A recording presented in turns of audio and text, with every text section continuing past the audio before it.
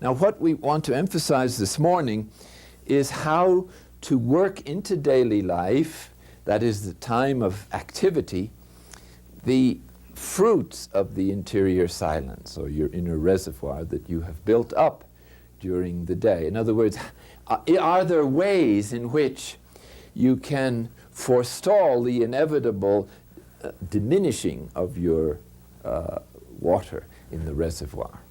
In other words, again, what can we do to prevent events from draining our reservoir as fast as they seem to do?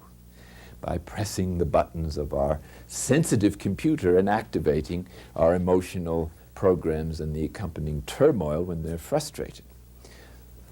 I'll suggest a number of them. Now, you don't have to do them all. You think about them and pick one that you think might work well for you. And you could try out a few. We already spoke of two of them. One was the deliberate dismantling of our chief program for happiness, that can't possibly work, of course, and making a point of noticing in daily life what emotion most ordinarily appears that disturbs us in a significant degree, pinpoint the event that triggers that emotion, and then identify the emotional or the energy center that is the source of that angst. And so here this program consists of deliberately letting go of the energy or releasing the energy of our desire to avoid something or to have something that is upsetting us. And here we're not just lopping off the branches, but are trying to change the roots of these programs, the roots of the tree. It doesn't do you much good to keep lopping off the branches.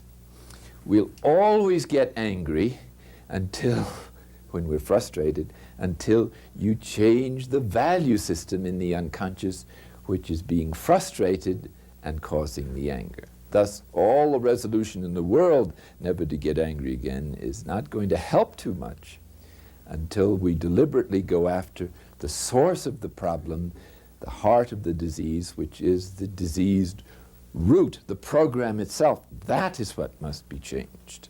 And that is the heart of the ascesis of contemplative prayer. When that is healed, the emotions then become calm, and then the experience of contemplative prayer in union with God can be a two-way communication all the time, the state in which Anthony finally reached after his battles with the demon in the tombs.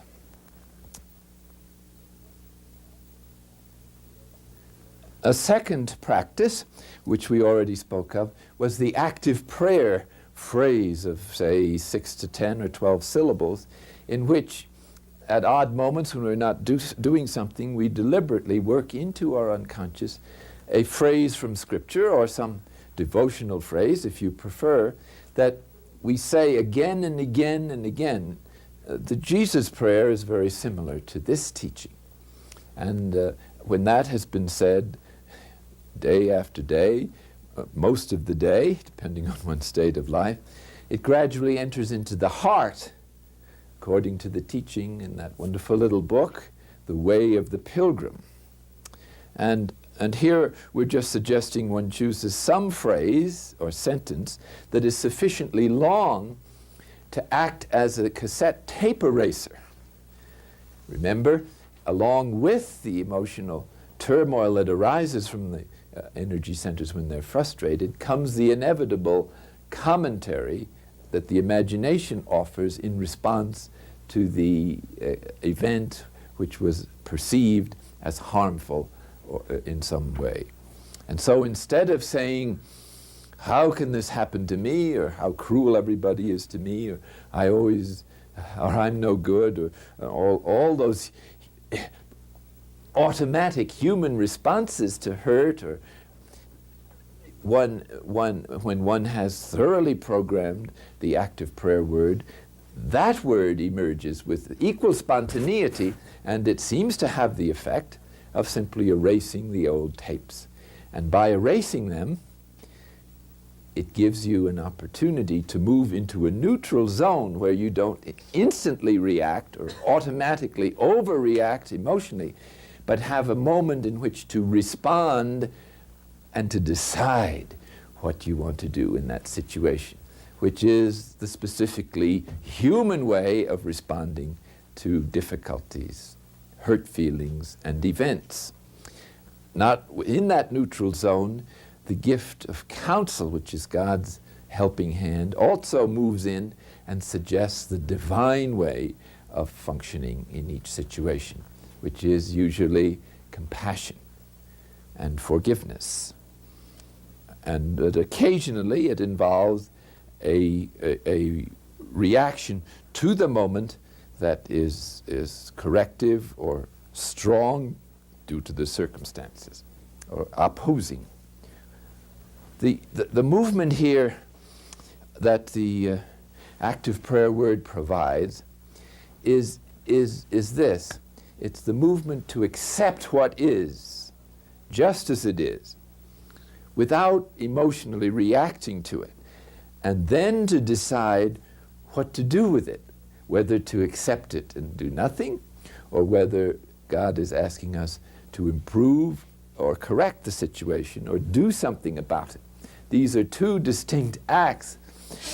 But if we're programmed to act first and to think later, then we're only reinforcing the emotional centers, and some of that motivation of selfishness will manifest itself and in its usual habitual fashion, and the good that we might have done by correcting a situation will be mixed up with that self-centered stuff, and the effect will be correspondingly diminished. Wherever our selfishness is present, other people usually suspect it or perceive it. And this is just enough for them to write off whatever correction or whatever benefit our advice might have been, because they will just say, oh, I can hear that irritation in his or her voice. They have this hang-up, they're biased, all the rest of it. They're liberals, they're conservatives, and so on. So you write them off. You don't hear what they say, even though what we might have wanted to say could have been very meaningful and helpful. A third program for daily life is to cultivate a loving acceptance of oneself. Now this might be surprising or sound a little too encounter groupish, but it isn't. The encounter groups made a great contribution in the 60s and 70s because they enabled a lot of people in our culture who had never even felt their feelings to begin to do so. And I might mention here that this is one of the great advantages of grasping the meaning of human development, because that means that at certain levels of our being, which may have been damaged in early life, a certain teaching or program or discipline can be very helpful. The mistake would be to glorify or overrate that discipline as if it healed all problems.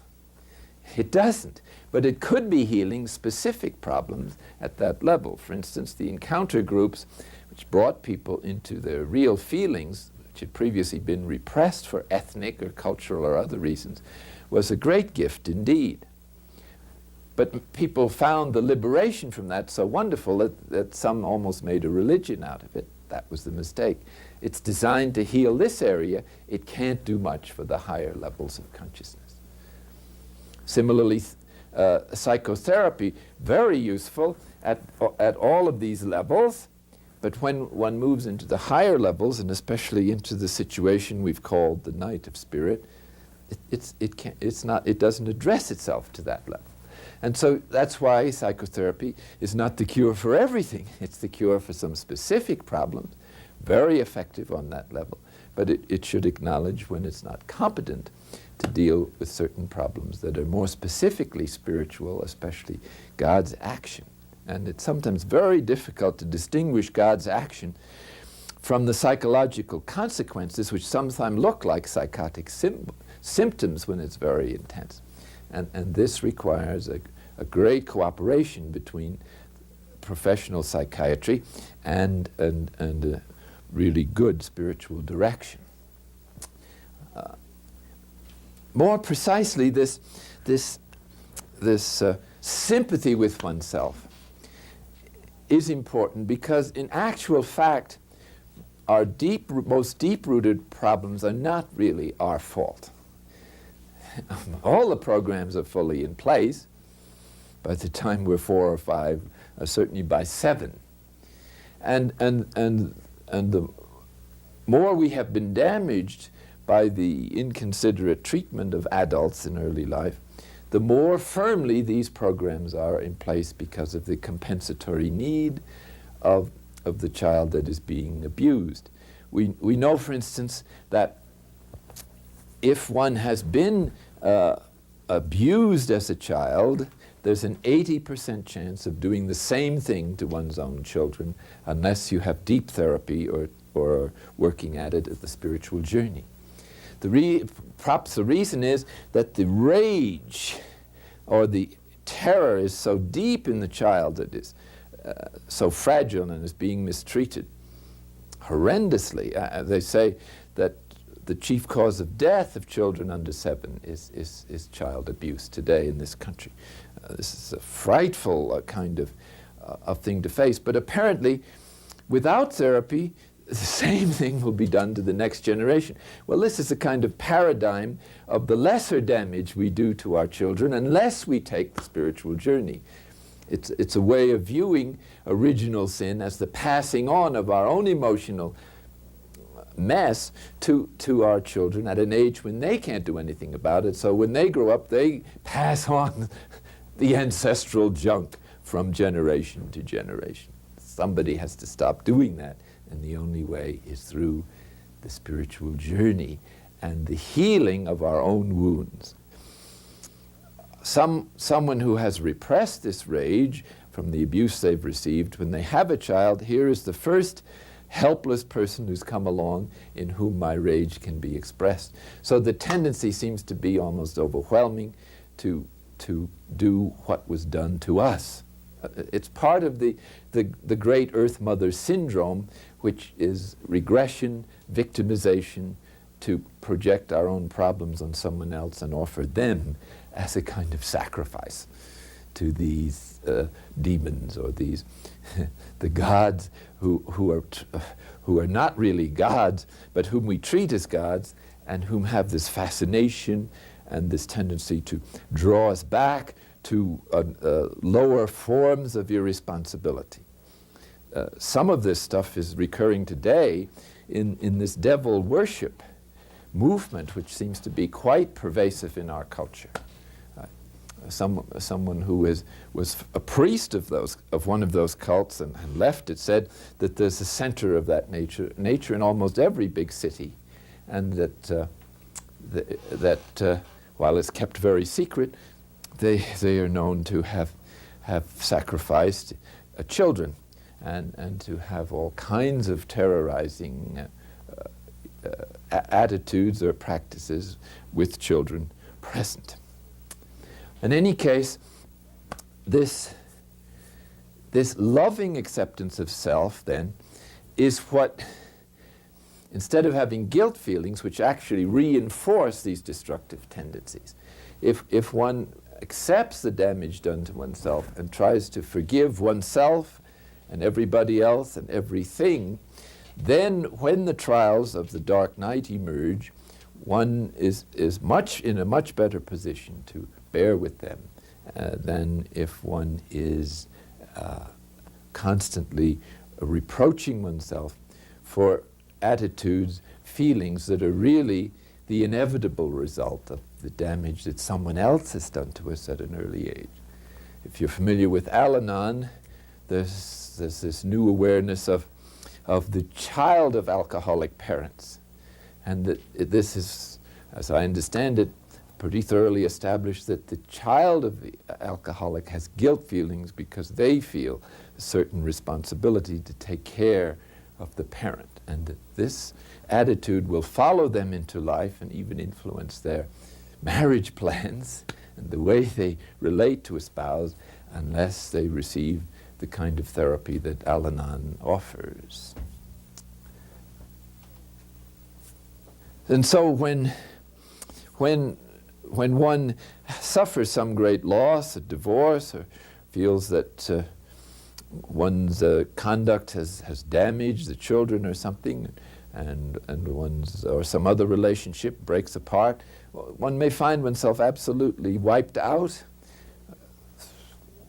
overwhelmed with loneliness, guilt feelings. You can only roll on the floor and weep and so on.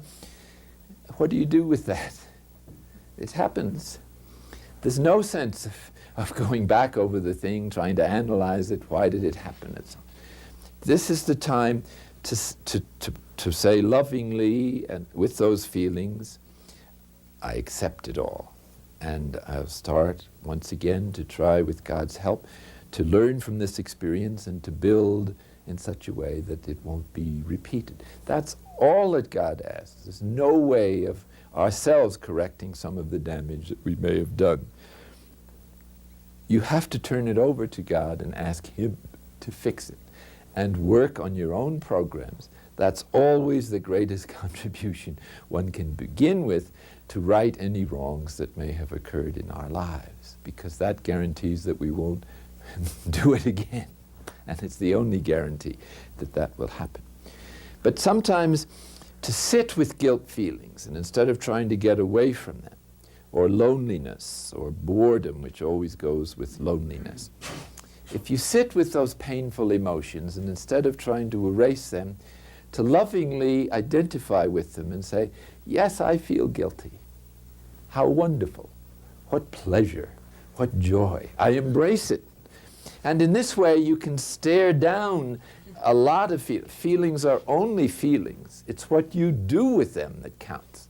And so if you refuse to be washed away or to engage in the commentaries that bring you to a point where you can't handle emotions for a while until you calm down, if you see God in the emotion and what you're embracing in a painful emotion is not the suffering itself, but the God who dwells, because this thing exists, somehow, somewhere in the bottom of this thing. And so in embracing the pain, you have the intention of embracing the God of love, and if you do, then the divine energy is released in that situation, and it begins to reduce the pain, or at least accelerate its reduction. And so to be able to sit with one's suffering and not run away is one of the fastest ways to work through it.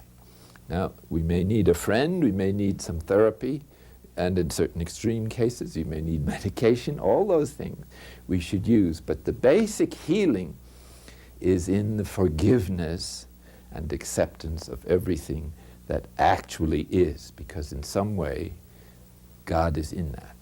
And what we embrace is not the pain, but the God who can triumph over any pain and deliver us from every impossible situation. He always provides a way out. If you sit still, you'll see it. If you don't, you just stir the pot with the endless vicious circle of trying to get away from it, of doing the wrong thing to get away from it, then feeling bad about that, and then being back where you started, and then you go round and round and round like someone stirring the pot. And this is what the devil loves.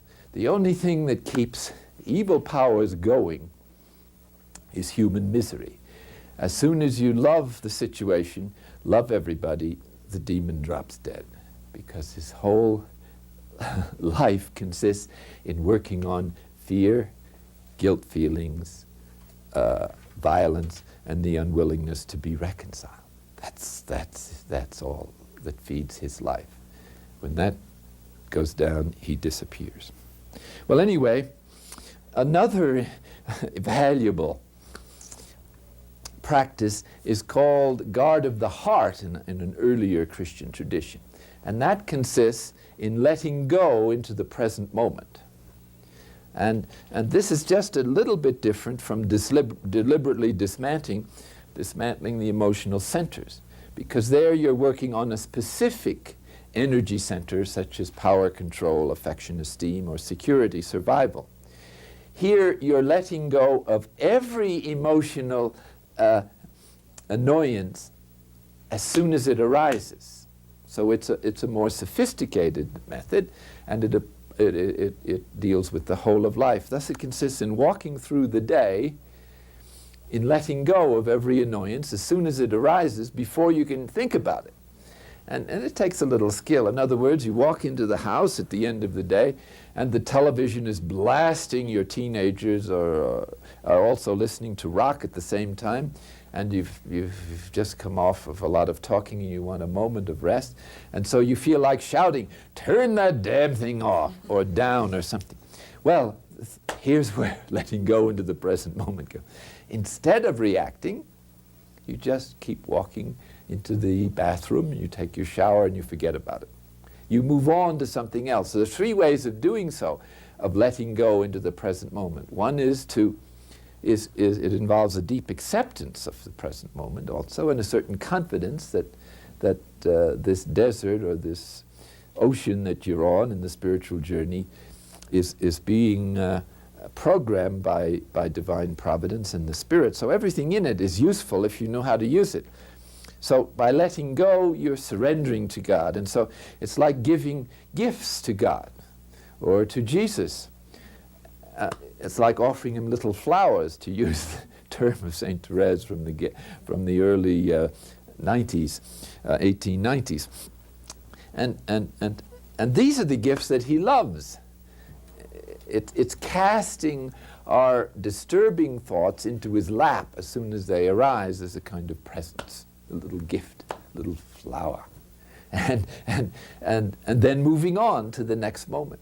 Or again, it's like, it's another way of doing it is to put all our attention on what we're doing. This is a favorite practice in the Buddhist tradition. It also was very strong in the Desert Fathers.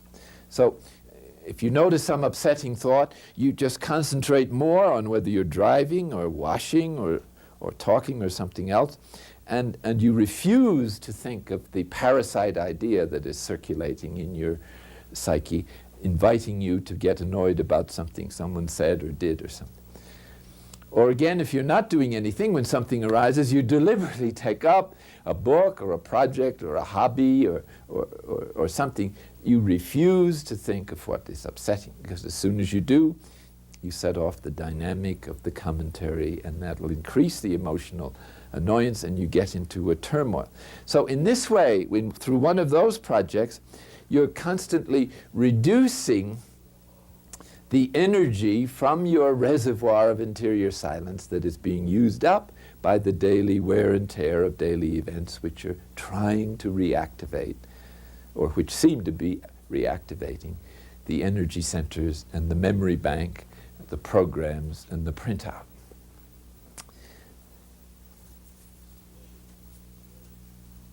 We already mentioned the method that Jesus himself recommended, the unconditional acceptance of people, places, and things.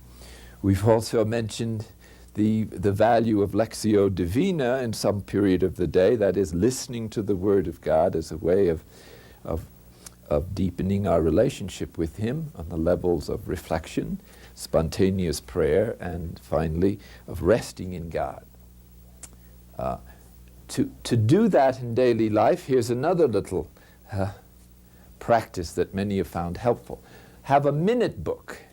A minute book is a little capsule of Lectio, you might say. By that I mean it's a sentence or two from a scripture passage that you like, that you found helpful. And when you're not doing anything, waiting for the phone or the bus, instead of doing nothing or looking around to no purpose, and there's probably an hour a day when we're just in between things, you whip out your little minute book from your purse or your pocket and read a few lines, and you, in this way, you hold in front of your eyes your resolutions, whether it's guard of the heart or letting go into the present moment, and thus you don't forget your It's astonishing how you can forget your resolutions in a couple of hours, if not sooner. And so we need to propagandize ourselves and throughout the day to send out these little commercials, so to speak, in which we remind ourselves of what we want to buy into, namely peace and quiet, acceptance of ourselves and of other people, whatever your resolutions are. And it should be changed regularly to keep abreast of your life and so on. Needless to say, it's a great help to join the worshiping community once in a while and to receive the Eucharist if that is customary in your particular tradition, because this is again a tremendously unifying experience when it's properly carried out. And finally, a weekly support group that one joins, which does the centering prayer together and has the experience of pooling silence, which is a kind of liturgy itself, and has the advantage of providing us with models of other people who are doing this thing, who share our difficulties, trials, and problems, and are able to make headway. So this is a deep encouragement, as well as a kind of accountability. If we have to draw away from it for a while because of illness or something, we know that it's there. We can always come back to it and renew our resolution if we've slipped a little bit for good or not so good reasons. And thus, doing a little reading about the practice can continue our conceptual development in the background for the practice, and sharing it together increases faith, and the Christian community supports and encourages each other in such a way as to support the whole journey. One of the other practices for daily life I'd like to bring to your attention is that of gently disengaging ourselves from over-identification with a particular group that we have identified with from the point of view of a value system and feel deep loyalties and certain unconscious ties and bonding, basically good in themselves, but now as we move into interior freedom, God seems to call us to take more personal responsibility for our decisions and actions. As we saw, that's one of the fruit of the night of sense. Personal responsibility for our emotional life, our ups and downs, the refusal to project on others, and also a possibility of re-evaluating some of the unquestioned assumptions of our early life. That is to say, the parental values, peer group values, and the values that we absorbed at a very early age in the way of religious values, and which often have emotional overtones, such as an exaggerated fear of God or of sin that results in a difficulty in thinking about God without this emotional counterpart in our memory bank going off at the same time, and thus giving us a kind of parasite idea, so that as we try to open to God in love, we keep feeling uneasy about it. Oh, I'm supposed to fear this entity, this being, and so on. And so until that emotional stuff is laid to rest, it may condition and hinder our spiritual expansion into perfect confidence in God. And so another purpose of the night of sense is to free us to do that. Let me give you just a casual example about preconditioning. Now, when I entered the monastery, entered this austere life, the fasting, of course, was in honor, simplicity of life, and the letting go of legitimate pleasures, as the service of God was represented as the order of the day. Well, now, along about the time I had been there, about maybe 7 or 8 years, and had completed my formation and was being called upon to serve the community in various ways, I wanted, of course, to give a good example to the brethren of fidelity, and the symbol of fidelity, of course, was perfect conformity to the rule and to being on time for all the offices and to keeping all the fasts and so on. Well, because I was somewhat fragile in health, not to mention other ways, I rarely was able to get through the whole of Lent without having to drop out somewhere around the third or fourth week and begin to eat full meals. I was thinner then than I am now. And the abbot was always after me to eat more and put on weight, which I never had done all my life long, so I never took him too seriously. So each Lent I would go to him and ask for permission, since the rule required permission for any kind of work of supererogation, which means something in addition to what was required. And so I asked him each year, can I please observe the full fast of Lent? And you find you felt like a second-class citizen in this milieu if you couldn't fast, like you were on the second string, or even someone in the bleachers. You couldn't. You wanted to participate in this generous work, and it was rigorous schedule during Lent when I first entered. So this one year I went to the abbot and said, may I fast this year, expecting that he would say fine, even though he knew I would always drop out with the flu or weakness or something after a couple of weeks. So now I was master of novices, so I felt an even greater urgency to set the good example and lead the way, like the good shepherd, he leads the way for the flock and so on. Now, you can see that all of these attitudes are part of the conditioning of the novitiate and the years of formation and the milieu in which I was placed. Now, all proportion guarded. We've all come out of some milieu, so we all have this conditioning, expectancy, with emotional overtones to go with it. So, to my horror, he said, if you want to know the penance that God would really appreciate from you this year, here is what it's going to be. And he used to call us a friendly name like Fili me, which means in Latin, my son. So as the spiritual father, he laid out this program. I'd like you to gain 20 pounds during Lent. And in order to reinforce this possibility, he said, in between meals, I want you to drink every morning, in between meals, every afternoon, a full glass of cream and 2 Hershey bars. I said, has the abbot gone mad? What does he think this is, a country club? Notice the commentary rising because of my hurt feelings, and tears almost came to my eyes. But the law of obedience in the monastery, or the value of obedience, transcends everything else. So I was aware I should obey, should submit. So with a heavy heart, I withdrew from his office, and with a heavy face, I guess. And so reluctantly, I started this regime.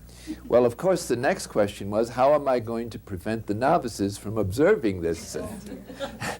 And hence, they will lose confidence in my austere leadership and so on. So, well, I had to throw all self-respect to the winds. And so I faithfully drank cream, ate 2 Hershey bars every day during Lent. And I think I actually did gain 10 pounds, maybe not 20. But the great gift that the abbot had really given me was not the 10 pounds, but his insightful perception that I was obviously attached to the observance of fasting as in a way that was not wholesome. And so this practice sort of freed me from the appearance of observance and from my over-identification with what I had been taught and interiorized as the proper way to be a monk in this monastery. So we all have our preconditioning, the proper way to be a husband, a wife, a father, a mother, an employee or an employer, as the case may be, and a proper way to be a member of our parish, our religious community, etc., etc. And this is precisely what I mean by over-identification, because that over-identification stimulates and holds in place these attachments to appearances and to values that lock us into one way of doing things and prevent that expansion into, or that sensitivity to, God's will. In other words, they're a straitjacket. Our preconceived value system, our prepackaged ideas, these have to be gradually laid aside without losing one's appreciation for the genuine values that one has received. Still, we must reevaluate them in the light of the gospel and in the light of our own spiritual inspirations as we progress along the path of the spiritual journey. And thus, we might sum up this little smorgasbord of various practices to bring the fruits of centering prayer and contemplation into daily life by saying that what was really being proposed here is not just a method of prayer and a conceptual background to help us to persevere in doing it.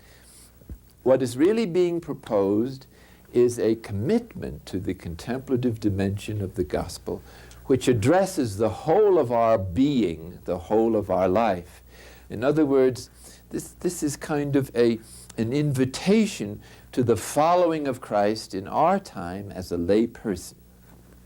And this also involves a total surrender of ourselves to this journey, not just a patchwork of a few exercises that are a part of daily life, but don't affect the whole of daily life.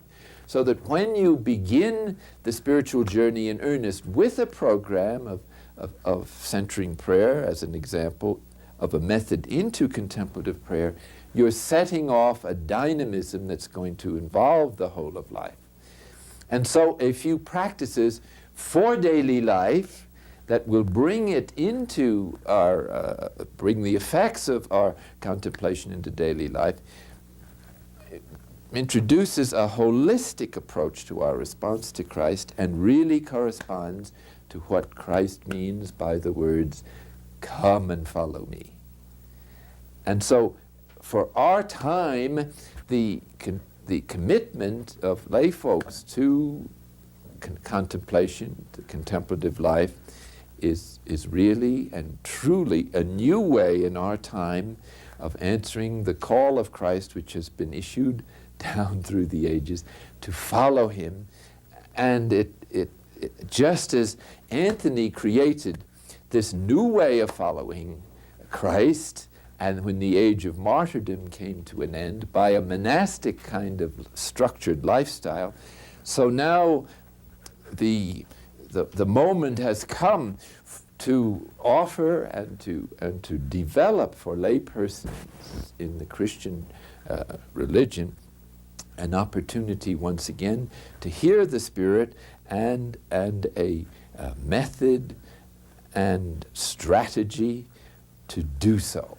And this is precisely what the centering prayer with its corresponding exercises for daily life is meant to be. In other words, it's a re-expression of the tradition and a new call of the Holy Spirit in our time to respond to the movement that the Spirit is giving to so many Christians and to so many persons throughout the world who feel the need of moving beyond selfishness and also in trying to raise the consciousness of the world to the need of justice and peace and mutual love and charity, and to address the great world problems of hunger, injustice, and discrimination and oppression.